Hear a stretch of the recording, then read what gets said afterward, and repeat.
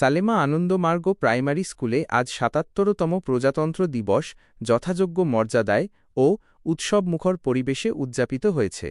অনুষ্ঠানের শুরুতে বিদ্যালয় প্রাঙ্গণে জাতীয় পতাকা উত্তোলন করা হয়।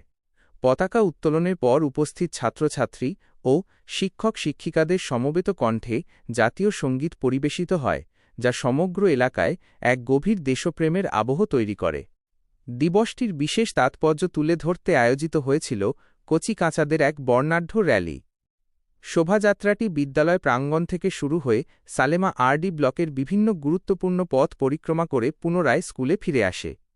হাতে জাতীয় পতাকা এবং মুখে দেশাত্মবোধক স্লোগান নিয়ে শিশুদের এই পদযাত্রা পথচলতি সাধারণ মানুষের বিশেষ দৃষ্টি আকর্ষণ করেছে। অনুষ্ঠানের অন্যতম আকর্ষণ ছিল ছাত্রছাত্রীদের সাজসজ্জা।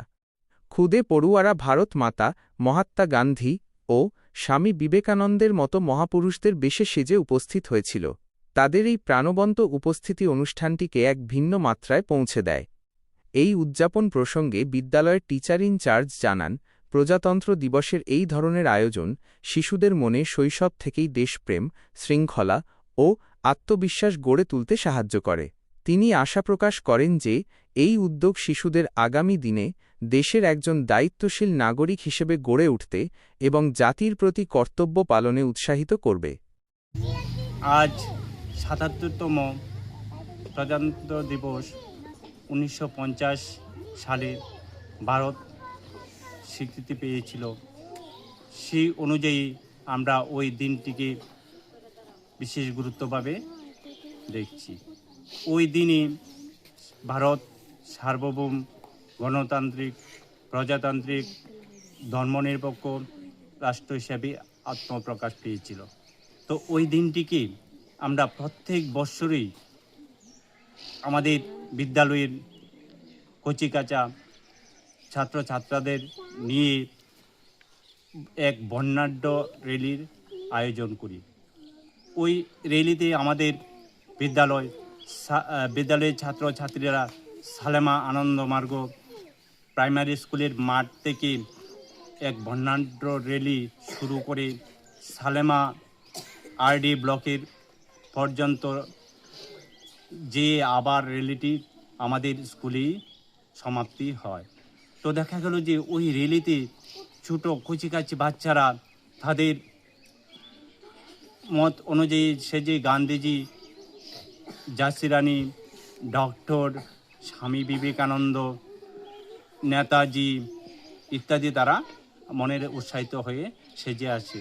বোঝা গেল যে এই ছোট্ট বাচ্চাদের মনে এত উৎসাহিত, তারা ভারতের জন্য তাদের মনে এখন থেকে এত শুরু, যে পরবর্তী সময়ে তারা আরও অনেকটা বিশেষ আকারে ওই দিনটিকে গুরুত্ব দেবে, এই আমার আশা বিশ্বাস। এবং ওদের প্রতি আমাদের আরও সমৃদ্ধি থাকবো, ওরা যেন আরও ভবিষ্যতে ওদের ভারতের প্রতি ওদের সম্মান জানাক এবং মহাপুরুষদের প্রতি ওদের আত্মবিশ্বাস থাকুক।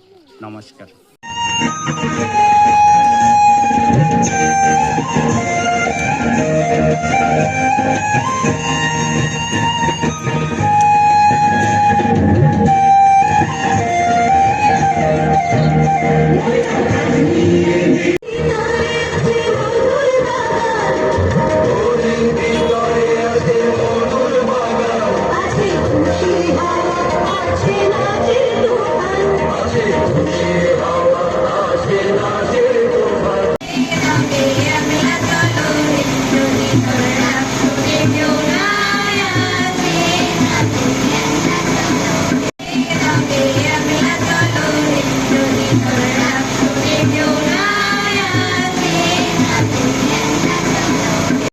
সালেমা থেকে পলাশ নমঃশূদ্রের রিপোর্ট, সংবাদ ত্রিপুরা।